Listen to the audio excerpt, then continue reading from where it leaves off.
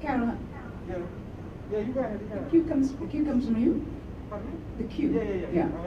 Good afternoon to the members of the media. Now again? Good afternoon to the members of the media and viewers joining us on Channel 5, TTT, and our social media platforms in Tobago, in our sister island Trinidad, and around the world. Good?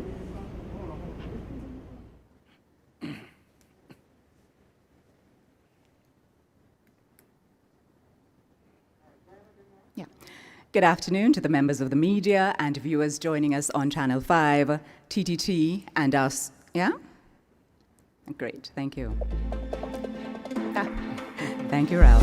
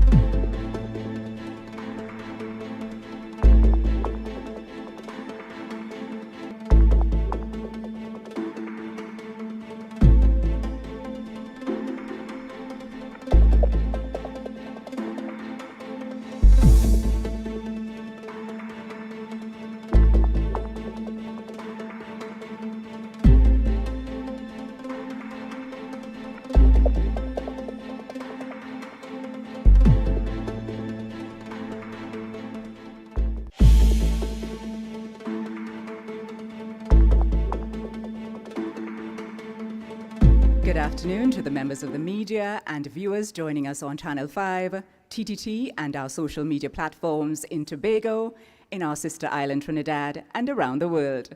I'm Marie Antoinette Mora, Senior Communications Specialist in the Office of the Chief Secretary, and it is my pleasure to extend a warm welcome to you at this week's Post-Executive Council Media Briefing, where we bring you up to date on decisions taken at the Executive Council meeting.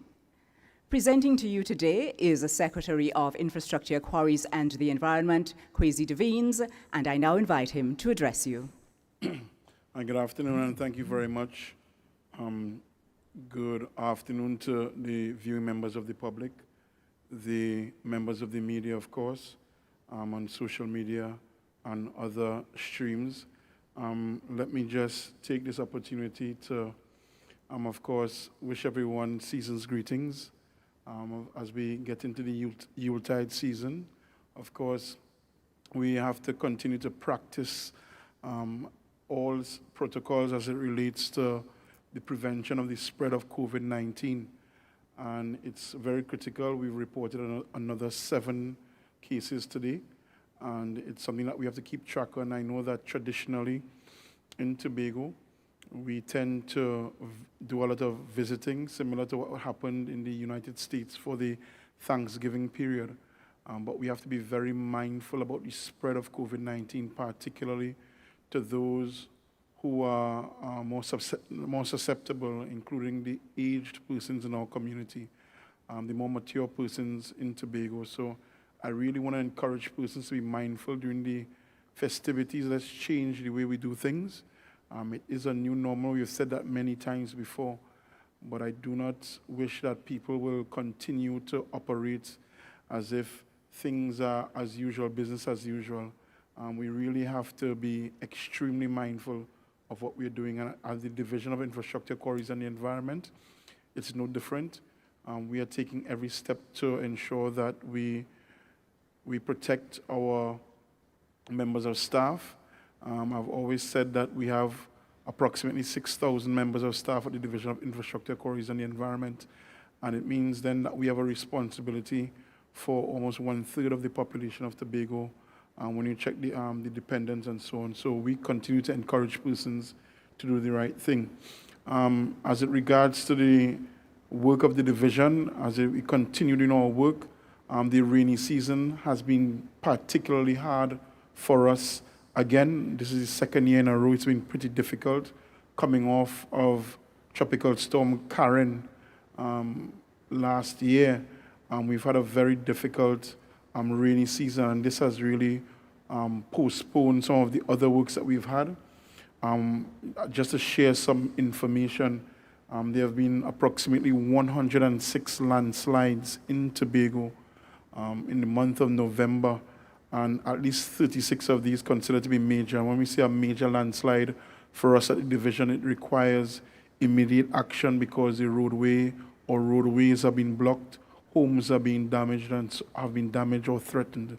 So it means the staff at the division has been extremely busy dealing with these incidents, climate change, the effects of climate change. We are seeing it live and direct here in Tobago. We've seen it in the rising sea levels and the impact on our coastline. If you drive along Milford Road, you see the impact there. We've been extremely busy with our coastal protection unit because of that. And now we are seeing these very difficult rain spells that are ensuring that the division keeps busy. And beyond that, it means that we have to engage in emergency restoration work quite often. And this means with the number of incidents, we do not have that level of capacity within the division. So we have ensured that we have engaged persons to assist us in getting things done. I must say that the division is extremely committed to meeting the mandate of protecting our built environment and ensuring that the public continues to be or is able to continue using the public infrastructure with some level of normalcy. It would have required over, I think it was close to 100 extra man-hours so far to ensure that we keep roadways clear. Our employees were sometimes out at 2 a.m. in the morning clearing debris, whether in the Castara area, Delaford area, and so on. So it means that we have really and truly been inundated with a lot of the challenges we saw associated to the yellow and orange alerts in from the months of August to November 2020. And of course, no matter what we do, our intervention, while strategic and cost-effective, it's more importantly, we are trying to keep the population safe. And it means that we have to do all that is necessary to ensure that we can keep the population safe and continuing to service or have regular service through our road network, etc. Things could have been much, much worse. As I said, out of the 106 recorded landslides, and this is in collaboration with TEMA, only 36 were considered to be major. And it's because we would have put in a lot of work at the division in preparation for the rainy season. Our preparation was not perfect, but we did go a long way to ensure that we could deal with many of the incidents that came before us and the level of rainfall. And again, our resilience and our response time can only be attributed to our preparedness. And I really want to say a special thank you to the employees of the Division of Infrastructure, Quarries and the Environment who have gone above and beyond the call of duty to ensure that we have been able to deal with a lot of these issues. As it regards some of the emergency restoration works, we have gone about engaging persons or entities to ensure that we can get the job done. In terms of getting these projects done, restoration projects, which would include retaining structures in many places, of course, of varying sizes and scopes. We are looking at almost $100 million in damages and estimated work that we have to put down. And this is just the first wave of work that we are looking at, where our major infrastructure, our roadways are being threatened. In some cases, it may be a home above the roadway that is being threatened, or even below the roadway, below the level of the roadway. So we are really in very trying times. And again, just to repeat that, we have an estimated $100 million in work to complete. And for persons who don't understand the gravity of what this means, for the fiscal year 2020 to 2021, the Tobago House of Assembly on a whole was allocated $200 million, and the Division of Infrastructure, $45.1 million. So you see, we are far cry away from being able to fund all of this work immediately. And it means that we have to find extremely creative means to get this done. We have to put a lot of pressure on the Executive Council, and I'm really thankful for the support so far of the Chief Secretary, the Secretary of Finance, and the rest of the Executive Council for giving us the go-ahead to do a lot of the emergency restorative works to ensure that the people of Tobago continue to be protected. That being said, I really want to implore persons, and very often got something as simple as guttering on your household can save the state millions of dollars, because very often these landslides don't only occur because of torrential rainfall in a limited period, but it can be the torrential rainfall exacerbates an existing problem, and that existing problem usually is runoff from households. As the island continues to develop, we are seeing a lot of houses being developed. We are seeing two particular problems. Homes are being built on hillsides in particular without any guttering, and it means that the runoff from the roofs is uncontrolled, and it goes onto the hillsides, and of course leads to these landslips, because water is a force of nature that would get you either immediately or over a period of time. The other thing that we are seeing, besides uncontrolled runoff from households, is persons excavating land indiscriminately about Tobago. And again, we understand that the division, that persons want to develop their land, they want to be able to access their land. One of the great things about Tobago, well, I guess we have to take the good with the bad, that persons are able to afford motor vehicles. We are seeing 2 and 3 motor vehicles per household in many cases, and people want to be able to drive right to the front of their homes. And what persons have been doing, of course, is excavating portions of land to facilitate this, and very often it is without any proper advice or technical direction, which of course you can get at the Division of Infrastructure, Quarries and the Environment. We have some of the leading engineers on the island working with us.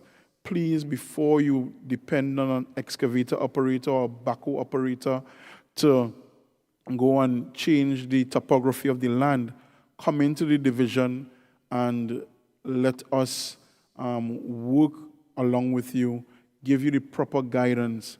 There are particular areas in Tobago now where, because of the way the land has been excavated, as long as there's heavy rainfall or torrential rainfall, we know that we have to almost immediately send equipment towards that area, because the land is sure to come down. And it is a challenge, and it is a burden on the taxpayers, and it's something that we would like to really limit moving forward, because the more we spend on responses because of indiscriminate development, it's the less money we have to spend on planned development. So we really have to work together. There are cases in Tobago where some roadways are being threatened now because, and again, persons want to develop land for the building of homes, magnificent homes in some instances, humble homes in other instances. However, again, because of the way the land has been excavated, the roadway is now under threat, whether it's been undermined or the banks above are being threatened and, of course, are not well cut, so the land keeps coming down or slipping onto the roadway.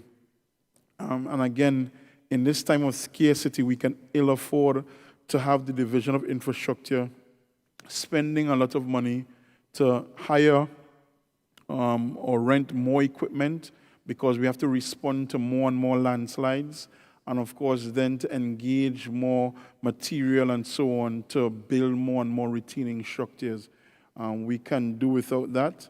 Of course, I really want to thank the public for their patience, because in many cases there are some smaller landslides that we don't get to immediately. So I really want to thank the public for their patience. Or even sometimes I've seen with my own two eyes when I drive around with the staff, because I don't just sit back, I get out there with the staff, and sometimes I see members of the public getting involved. And I just want to say again, in terms of the staff, I've seen again an experience where they spent hours cleaning a particular landslide only to get another call to go to another location. And it's very difficult on the equipment, on the workers, and so on. So I really would like the public to work very closely with us as we try to mitigate the impacts of climate change. The other thing that we are looking at currently in the division is, thankfully, the rains have begun to ease so that we could execute our annual road restoration or road resurfacing program. We would have looked as far back as 2017 at a 4-year rollout of roads. We would have identified many roads that we have to resurface. In the average lifespan of asphalt, for persons who may not know, is usually between 8 to 10 years. So sometimes some roads that may have been resurfaced 8 years ago or 10 years ago, and between 2008 to 2010, the division at that time would have done a lot of work, as a matter of fact, from as far back as 2006, to resurface a lot of roads in Tobago. So it means that the asphalt is nearing the end of its lifespan all around Tobago. So we are living, of course, in different times, scarcer resources. So it means that we have to, of course, continue to prioritize each road as we go along the way. And the beautiful thing about Tobago and Tobagonians, we always hear the complaints, but we never hear when the complaints or the relief efforts are made. We have been resurfacing roads throughout the entire period. We continue to work with the contractors as outlined in the Executive Council note to ensure that there's quality delivered to the people, and wherever there is a shortfall in the quality delivered in terms of the asphalt that is laid out and so on, we tend to ensure that our engineers are on site to ensure that the contractors do the necessary work to ensure that quality work is delivered to the people of Tobago. So far, we have already resurfaced about 18 roads in this drive, and we continue to work on getting some of these roads completed. I know that there are many areas, for example, the Lambo bypass that we are going to get to, that persons have been complaining about, and other roads around Tobago. So we are getting to these roads. So it's not a matter of the division not wanting to resurface roads at any point in time, but really and truly, we are working with a limited budget. I just outlined to you the fiscal allocation under the development program to the Division of Infrastructure, Quarries, and the Environment. And the reality is sometimes to pave a 100-meter stretch of road, depending on the work that we have to do, can get up anywhere from $1 to $2 million. So it is a major cost. We are doing as much as we can do, and we are continuing to push our employees to do even better. One of the major challenges that we do have is with WASA, the Water and Sewage Authority. And it's something that has frustrated the division, has frustrated me personally as secretary, and I'm not the first, I'm sure, to be frustrated. The reality is that WASA is dealing with aged infrastructure, and I wouldn't even say aging anymore. It's beyond it's past aging, and it means that we get significant leaks along the way. Because of the nature of how pipes were run in the past, It means that the roadway has to be disturbed in order to facilitate any repairs. And what we are seeing is sometimes we put down brand new, we resurface the road, and then WASA has to come in after that. And there have been times where we've collaborated very well. For example, Daniel Trace, Plymouth, to ensure that new pipes are laid before we do the resurfacing. But even then, we find that sometimes leaks pop up and, again, causing a disruption in the surface. So it's something that we are working on. It's something that we are frustrated by on a daily basis. Another challenge that we face, of course, you can't see when pipes are leaking. So sometimes you have mains or pipes leaking underground for a long period, and this would cause landslips as well. And of course, another major cost to the taxpayers. The division does have an MOA with the with Water and Sewage Authority, which was renewed in October of this year. But with the advent of a new board at WASA, what I've instructed my administrator to do is write to the chairman, the new chairman of the board, for us to relook at more innovative ways of dealing with the challenges that we have. The Tobago House of Assembly has been innovative in a way that we have dealt with some things in our new developments. We've used utility corridors in the Sherwin and Cove development, for example, even at Adventia, so that these types of disruptions do not continue. But I can say that between 80 to 90% of our potholes in Tobago currently come from the disruption from WASA's aged infrastructure.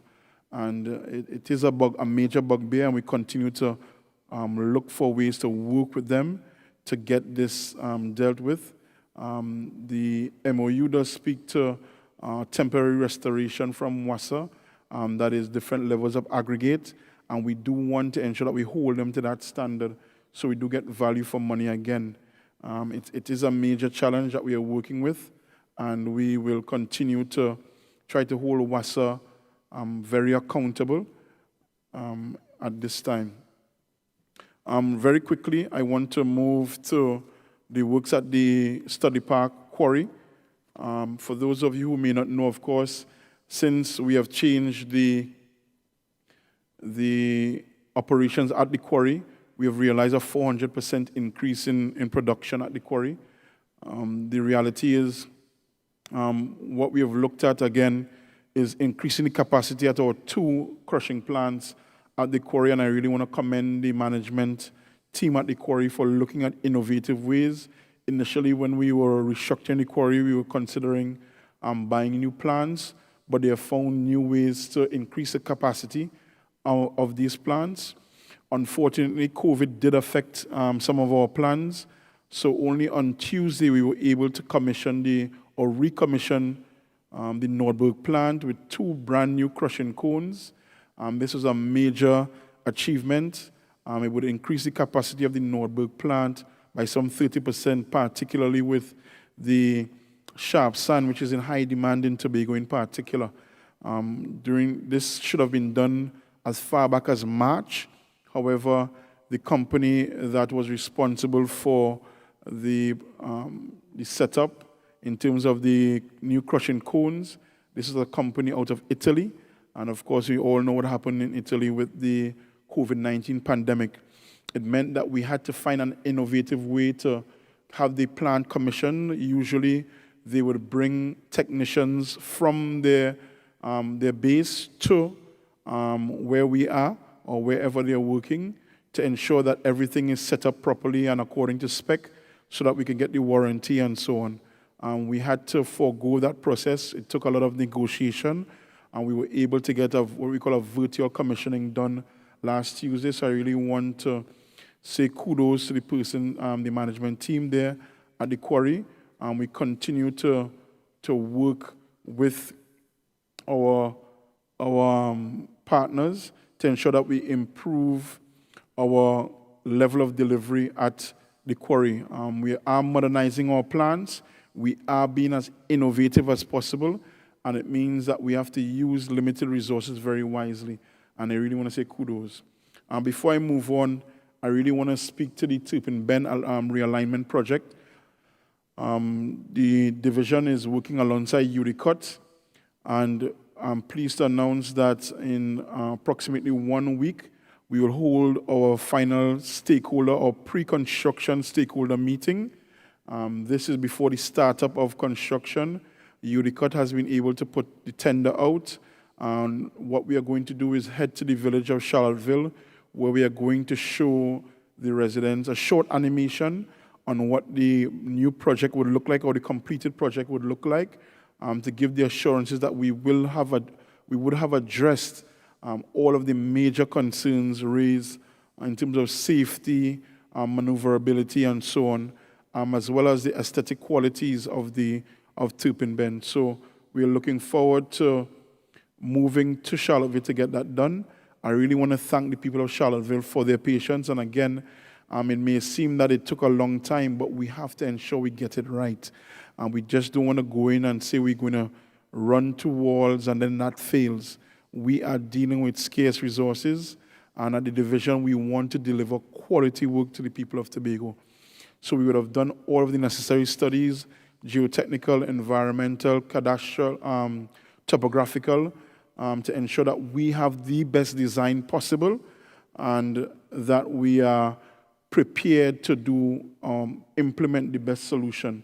We have looked at traffic surveys, the full works, to ensure that we have all of the data necessary, and we are going to ensure that we deliver quality to the people of Charlottesville and by extension, the people of Tobago. I just want to give a quick update on the recycling plant, the resource recovery plant at Tikoswab. We are up and running, and things are going quite well.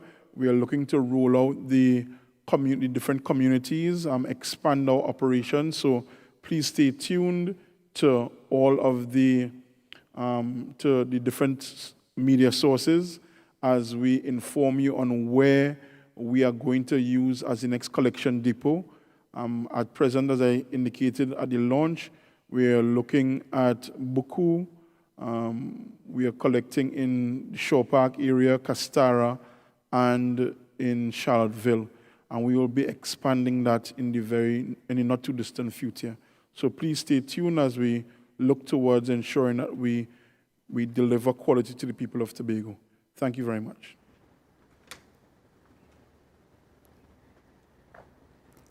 Thank you, Secretary Devines, for keeping us abreast of developments within the Division of Infrastructure, Quarries and the Environment. We certainly know the amount of work that is produced daily at your division, and I know you'd want to thank your team for their commitment and dedication to the task at hand. The main message, I believe, today is personal responsibility to care for the spaces that we occupy and for the environment in general. We will now move to our question and answer segment. A reminder to those online, when wishing to pose your question, please raise your virtual hand.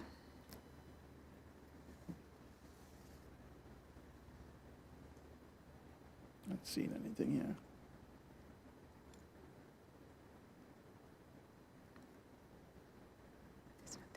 Not seeing.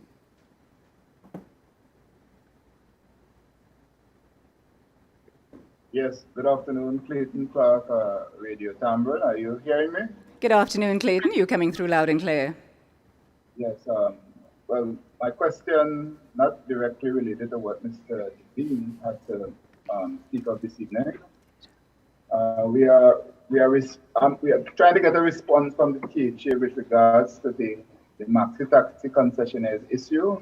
At the last press conference, the Secretary with Responsibility, Mr. Kelvin Charles, said that he was not in receipt of the legal writ sent by the attorney representing the maxi taxi concessionaires. However, the attorney has since provided this media house and other media houses with what he says is confirmation that documents were in fact sent and received on behalf of the Education Secretary. So I just want to get a comment, update on that matter, which has been to and fro for a little while now. All right, thank you for the question, Clayton. Unfortunately, I don't have a recent update, but I'm sure that if you reach out to the communications department at the Division of Education, they'll be very happy to provide you with the latest update. In terms of these types of correspondence, what I can say, however, is that generally the information doesn't go directly to the secretary as much as it has to go to the administrator, who is the accounting officer at the division. So I hope that that was some use to you, but I don't have a recent update. All right, my second question, I know this is THA matter, not party matters, but listening to one of the leaders of the party, one of the issues raised was infrastructural concerns by residents across the Tobago. The leader said in speaking to several residents, and your division, as you mentioned before, has been at the forefront. People see things happening and get the perception that things are being done by seeing things happening. Are you happy with the work? And in terms of your goals that was set out by your division over the last 4 years, and have those goals been met? All right, so let me start off by saying I'm extremely happy with the effort put out by the employees of the Division of Infrastructure, Quarries and the Environment. We have done, or the employees in particular, have done quite a lot with very little. And I think the public, by and large, can see the effort of the division. And one of the things we have done as we've rebranded and restructured the division is to really hold to our mantra of quality work for the people of Tobago.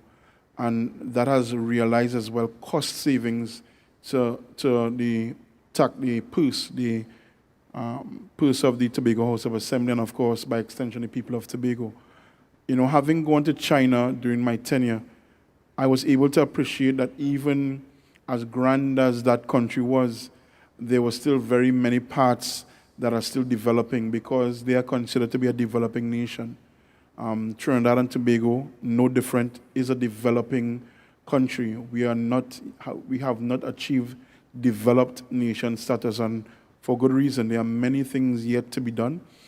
I'm not saying that they cannot be done or will not be done, but it takes time and it takes resources. And I'm very sure with the current drive of this administration, we can continue to deliver to the people of Tobago bit by bit. Rome definitely was not built in a day, but it was built day by day. For example, Turpin Bend that we are now about to address, it has been a long-standing issue, and we are now about to get redress. The accessibility on the Milford Road, for example, has been a challenge. We've been able to construct 2 brand new bridges. So the work continues, and I look forward to this administration continuing to do the type of work that it has done, because it has been done with a sense of responsibility and awareness of the real needs of the people of Tobago. And we continue to deal with things in that manner. So I can say in short, yes, I'm extremely pleased with the work of the division. We have much more work to do, and we have very limited resources, but we are committed to getting the job done. Yes. Thank you, Clayton, for your questions. We move now to Elizabeth Williams, TV6. Good afternoon, Elizabeth. Hi, good afternoon. Following on a similar question from what Clayton would have indicated, Mr. Devines, how soon, and I don't know if you mentioned it before, how soon will the division be going on a campaign to pave some of the various roads in the area throughout Tobago, especially some areas with a lot of potholes? Even in Scarborough, there are some areas that need, in terms of updating, patching. I don't know if the patching machine that initially was bought, if it's still operational. All right, thank you for the question, Liz. So the reality is, as I indicated previously, we are inundated with, we have a lot of challenges. We have rolled out our road resurfacing program, so many roads in Tobago have already been resurfaced. I'm sure if you were to put out on social media, you will see some of the brand new resurfaced roads. In terms of pothole patching, I would have indicated I spoke to my administrator just on Monday about my dissatisfaction with the performance of some of the, in this area in particular. Of course, it's within the constraints of resources, so we are looking at some innovative ways to deal with the potholes, but again, dealing with the WASA issue has been really terrible for us. There's no other word for it, really and truly. With the MOU, we are yet to receive any true compensation for patching some of the holes that WASA would have caused. So it means that we are, as a division, dipping into the public purse again at the because of the aged infrastructure of WASA. So we have to find some sort of middle ground. I would have proposed a different way forward previously to the previous board, and I plan to bring that up with this current board, as I indicated.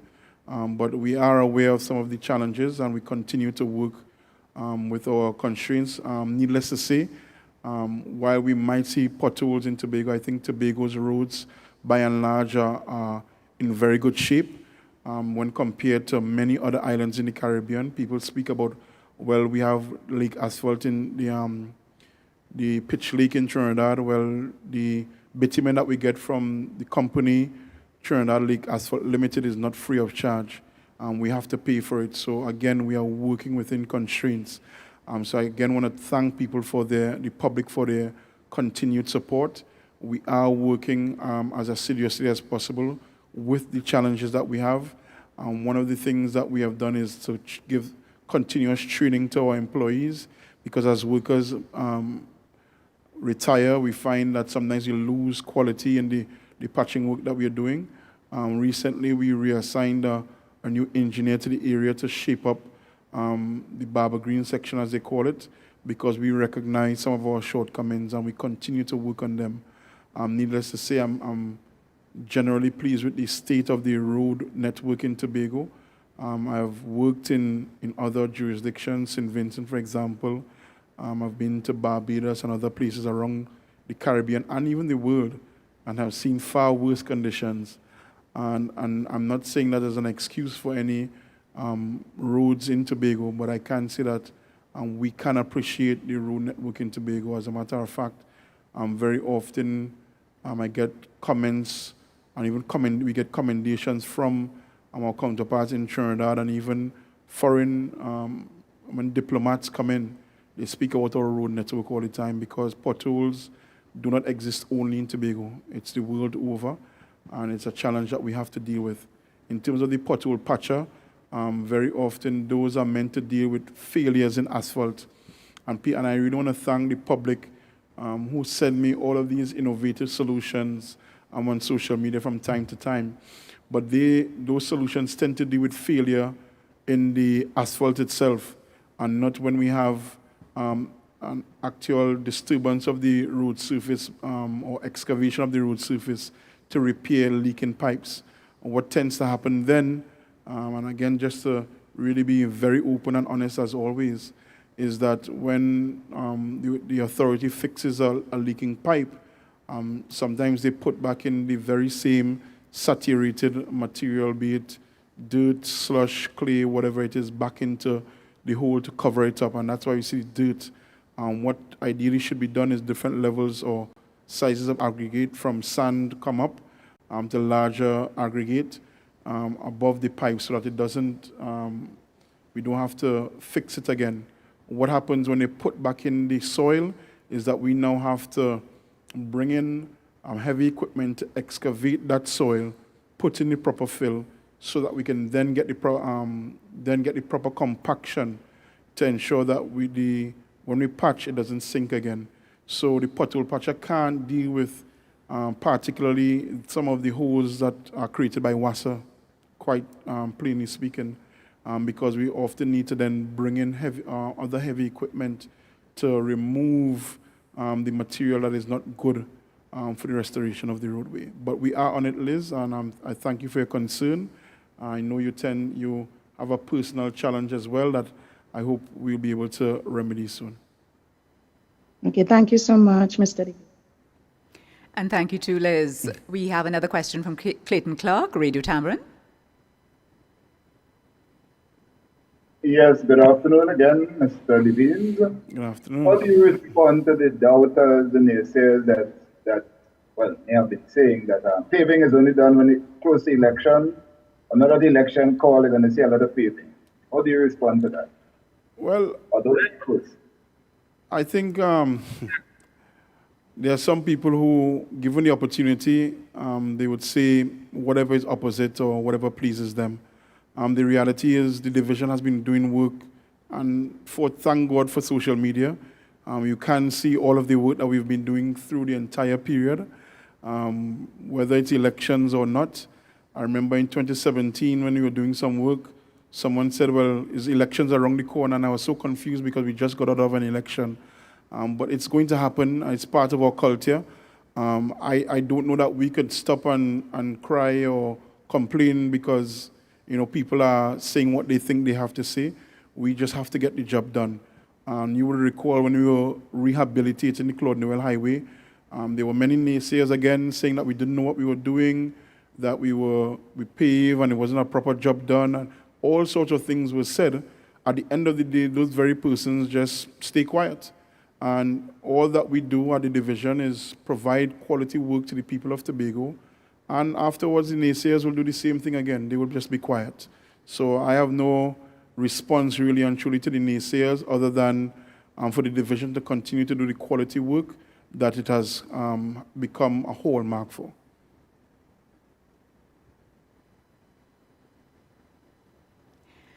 There are no more raised hands, so we have come to the end of this week's Post-Executive Council media briefing. Thank you to the members of the media for your questions. Thank you to Secretary Kwesi Devines, who brought us up to date on all the activities and undertakings at the Division of Infrastructure, Quarries and the Environment. And thanks to all who tuned in on our social media platforms, Channel 5 and TTT.